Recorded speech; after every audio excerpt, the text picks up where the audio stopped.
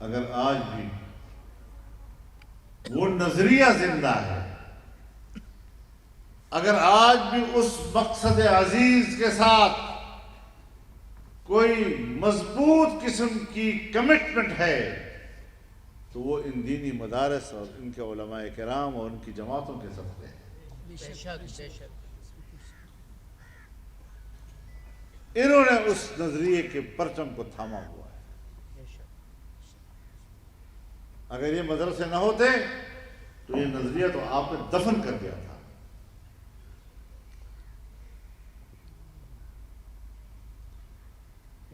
اور آج بھی آپ کا یقین یہی ہے کہ اگر مدرسہ زندہ رہتا ہے، یہ علماء موجود رہتے ہیں، سیاست میں ان کا کردار رہتا ہے، تو پھر یہ اسلام کی بات، اسلام کا نظریہ، اسلام کی بنیاد پر ہماری داخلی پالیسیاں، ہماری خارجہ پالیسیاں، اس کی آواز تر و تازہ رہے گی، زندہ رہے گی۔ اس لیے مدارس کا خاتمہ اور ان کے کردار کا خاتمہ، ان کو غیر مؤثر بنانا آج ہماری ملک کی سیاست اور ان جاگیرداروں اور اس اسٹیبلشمنٹ اور بیوروکریسی کا ایجنڈا بنا ہوا ہے۔ اس کے علاوہ کوئی مقصد نہیں۔ اس سے آپ اندازہ لگائیں کہ اس ملک کی استحکام کے لیے اور اس کے نظریے کے استحکام کے لیے آپ کی دینی مدرسے کی کس قدر ضرورت ہے۔ بدقسمتی سے ہمارا کالج اور ہماری یونیورسٹیاں جو حکمرانوں کے نگرانی میں چل رہی ہیں، آج وہاں یہ نظریہ دم توڑ چکا ہے۔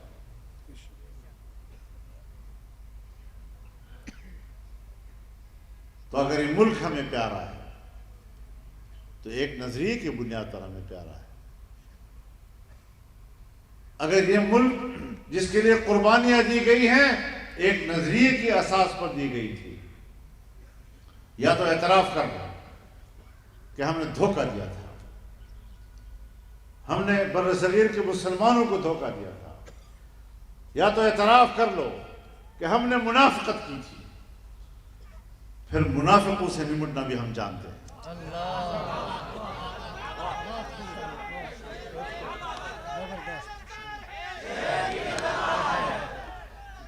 ہم نے اگر اس ملک کی سیاست میں سر اٹھایا ہے،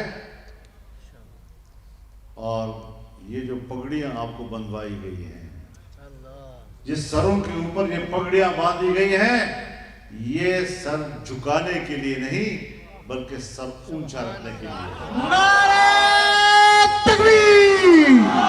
تاج و تخت ختم نبوت، تحفظ مدارس دینیہ۔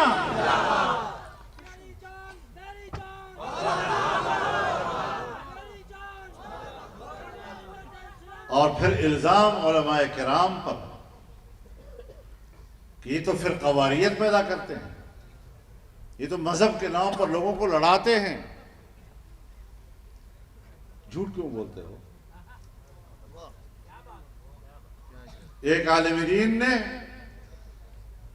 قرارداد مقاصد کا مسودہ پیش کیا، آج وہ آئین کا حصہ ہے، کسی مکتب فکر کا اس کے اوپر جھگڑا نہیں ہے۔ سن 1951 میں 22 اسلامی نکات پر تمام مکاتب فکر نے اتفاق رائے کیا، آج بھی اس پر اتفاق رائے موجود ہے۔ مذہبی دنیا کی سیاسی قیادت نے ہمیشہ ہم آہنگی کا کردار ادا کیا ہے۔ سن 1973 کا آئین بنا، اس آئین کے اندر اگر آج اسلامی دفعات موجود ہیں اور اس آئین کی بنیاد اسلام پر رکھی گئی ہے، مملکت کی بنیاد اگر اسلام پر رکھی گئی ہے تو علماء کرام کی موجودگی کی وجہ سے رکھی گئی ہے۔ اگر علماء نہ ہوتے وہاں پر تو آپ کے آئین میں یہ نہ ہوتا کہ اسلام پاکستان کا مملکتی مذہب ہوگا، پھر آپ کے آئین میں نہ ہوتا کہ تمام قوانین قرآن و سنت کے تابع ہوں گے، پھر آپ کے آئین میں نہ ہوتا کہ قرآن و سنت کے منافی کوئی قانون نہیں بنے گا، پھر آپ کے آئین میں نہ ہوتا کہ اسلامی نظریاتی کونسل قائم ہو جہاں تمام مکاتب فکر کی نمائندگی ہو اور وہ اسلامی قانون سازی کے لیے سفارشات مرتب کرے۔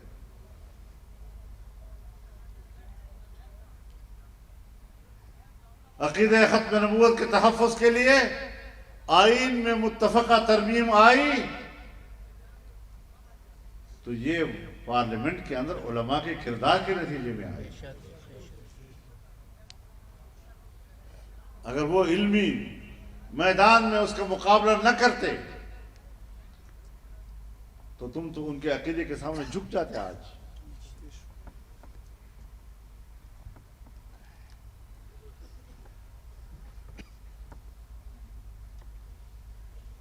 انہوں نے ہمیشہ مذہبی ہم آہنگی کے لیے کام کیا ہے۔ MMA تک ہم تمام مکاتب فکر ایک پلیٹ فارم پر، اور آج بھی جمعیت علماء اسلام اپنے اکابر کی امانت سمجھتا ہے اس بات کے لیے کہ عوام کو فرقہ واریت سے دور رکھنا ہے۔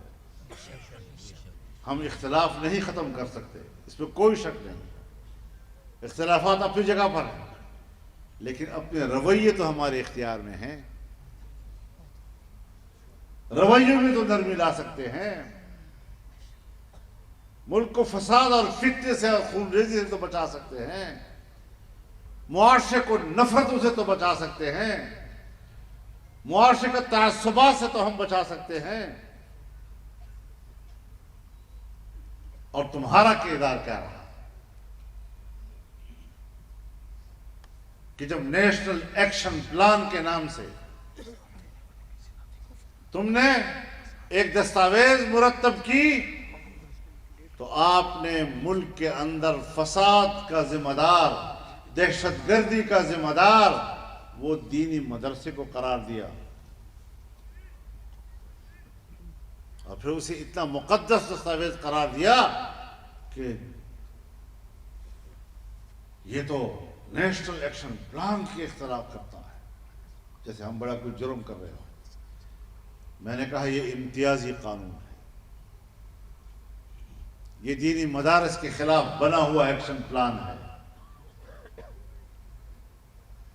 اور تمہارا یہ پلان دینی مدارس کے بارے میں جھوٹ بول رہا ہے۔ کیسے میں قبول کروں اس کو؟ دستخط تو دور کی بات، مجھے کہا ذرا دعا تو کر لیں، میں نے کہا دعا بھی نہیں کر سکتا اس پہ۔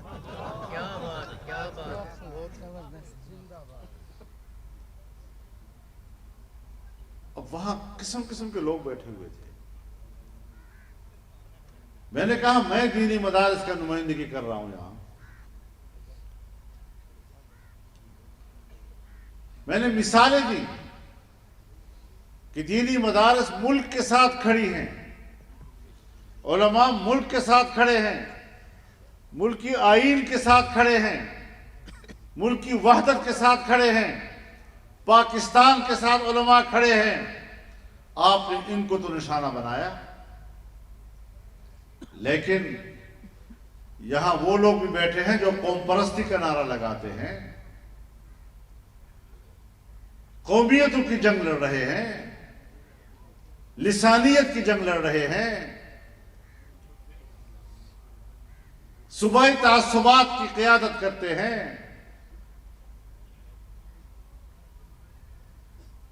مہاجر اور سندھی کا سوال پیدا کرتے ہیں، سرائکی اور پنجابی کا سوال پیدا کرتے ہیں، بلوچ اور پشتون کا سوال پیدا کرتے ہیں، پشتون اور ہزارہ کا سوال پیدا کرتے ہیں، پشتون پنجابی کا سوال پیدا کرتے ہیں۔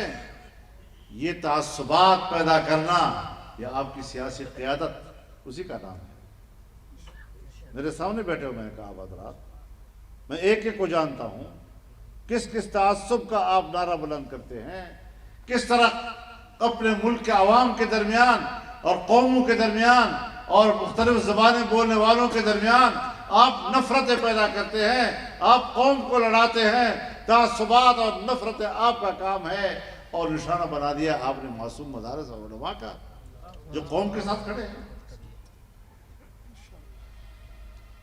وہ ہمارے فرقوں کا نام لیتے ہیں۔ میں کہ اس میں کوئی شک نہیں کہ معاشرے میں فرقہ وارانہ عناصر ہیں، ہم فرقہ وارانہ عناصر کی موجودگی کا انکار نہیں کرتے، لیکن یہ فرقہ واریت اور مختلف فرقے اور یہ عناصر آپس میں اس وقت لڑتے ہیں جب اس کی ضرورت ہماری ایجنسیوں کو ہو، ہماری اسٹیبلشمنٹ کو ہو، ہماری حکومتوں کو ہو، تب جا کر یہ لڑائیاں پیدا ہوتی ہیں۔ ان کی سیاسی قیادت نے کبھی بھی ان کو آپس میں لڑانے کی بات نہیں کی۔ لیکن دکانیں ہیں بڑی اچھی چلتی ہیں، جذباتی ماحول پیدا کرتے ہیں، اور ہم جذباتی ماحول میں جب معقول بات کرتے ہیں تو اس جذباتی ماحول میں ہماری معقول بات جرم بن جاتی ہے۔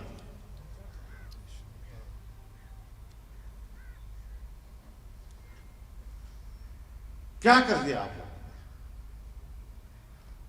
پھر بھی اسمبلی کے اندر اگر صحابہ کرام کے ناموس کا بل پاس ہوا تو ہم نے پاس کیا ہے۔ پھر بھی اگر عدالت کے ماحول میں عقیدہ ختم نبوت کو تحفظ بخشی ہے تو جمعیت علماء اسلام نے بخشی ہے، اور ان دینی مدارس کی قیادت نے بخشی ہے۔ آپ کا کیا کردار ہے اس میں؟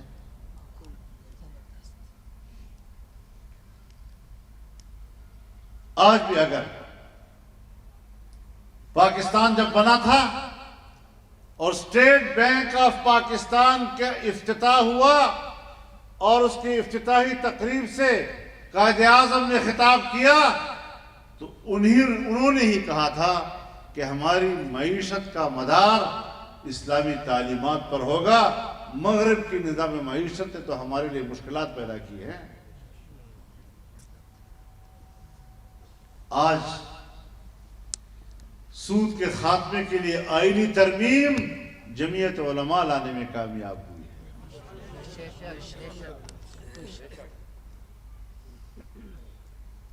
آپ نے ایک ڈھیلا ڈھالا بے معنی قسم کی فیڈرل شریعت کوڈ بنایا جس کے فیصلے کی کوئی وقت نہیں تھی، اور اگر اس کے فیصلے کے خلاف اپیل ہو جاتی تو وہ اپیل قیامت تک کے لیے اپیل ہوتی، اس کی سماعت کا کوئی زمانہ ہی نہ آتا۔